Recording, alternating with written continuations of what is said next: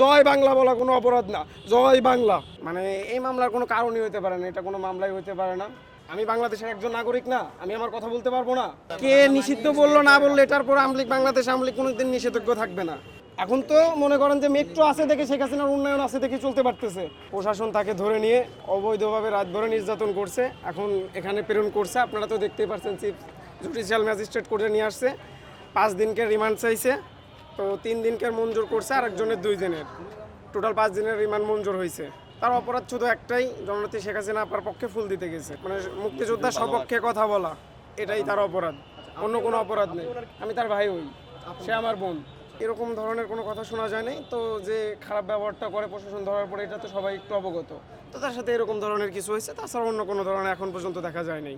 হ্যাঁ, আমাদেরকে কোনো সুযোগ দেয়নি, আমাদের পক্ষে আইনজীবী ছিল, তারা কথা বলছে এবং কথা বলার সপক্ষে তাদেরকে আপনারা তো দেখলেনই, 3 দিনকে রিমান্ড মঞ্জুর করছে বিজ্ঞ আদালত। মানে এই মামলার কোনো কারণই হতে পারে না, এটা কোনো মামলাই হতে পারে না, এটা অযথাই হ্যারাসমেন্ট। আমি বাংলাদেশের একজন নাগরিক না, আমি আমার কথা বলতে পারবো না? আমি আমার যদি কথা বলতেই না পারি, তাহলে আমি কিসের স্বাধীনতা পাইলাম, কিসের ভাবে আমি চলতে পারলাম, দেশ কিভাবে স্বাধীন হইলো? আসলে এখানে মুক্তিযোদ্ধাকে ধারণ করা হচ্ছে না, কোনো কিছুই করা হচ্ছে না, মুক্তিযোদ্ধার সপক্ষে কোনো কথা বলা হচ্ছে না, এটাই হচ্ছে মেন সমস্যা। একজন দল থেকে বা মন থেকে আপনি আপনার সাইড থেকে যে কোনো একজনকে ভালোবাসতেই পারেন, এটা কোনো অপরাধ না। এটা যে নিষিদ্ধ করেছিল সে করেছিল, সেই সরকার এখন নাই। যে সরকার নতুন আসছে সেও কোনো ইউটার্ন বা কিছু দেয় নাই যে নিষিদ্ধ, আদেশ তো জারিও হয় নাই। কে নিষিদ্ধ বললো না বললো, এটার পর আমলিগ বাংলাদেশ আমলিগ কোনোদিন নিষেধাজ্ঞ থাকবে না।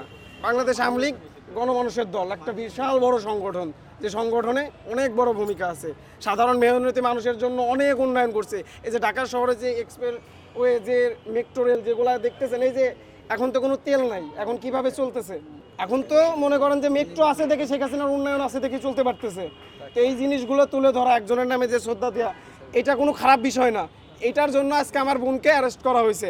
আমরা আছি আমার বোনের সাথে সর্বোচ্চ পরিমাণ, এবং এই যে আমাদের আইনজীবীরা আছে, ইনশাল্লাহ মুক্তি পাবে ইনশাল্লাহ। বাংলাদেশ মুক্তিযোদ্ধা সপক্ষে কথা বলতেই পারবে ইনশাল্লাহ। জয় বাংলা বলা কোনো অপরাধ না, জয় বাংলা। সন্ত্রাস বিরোধী, হ্যাঁ সন্ত্রাস বিরোধী মামলা দেওয়া হয়েছে। না, এই পর্যায়ে আমাদের কারোর সাথে কোনো আলাপ আলোচনা হয়নি।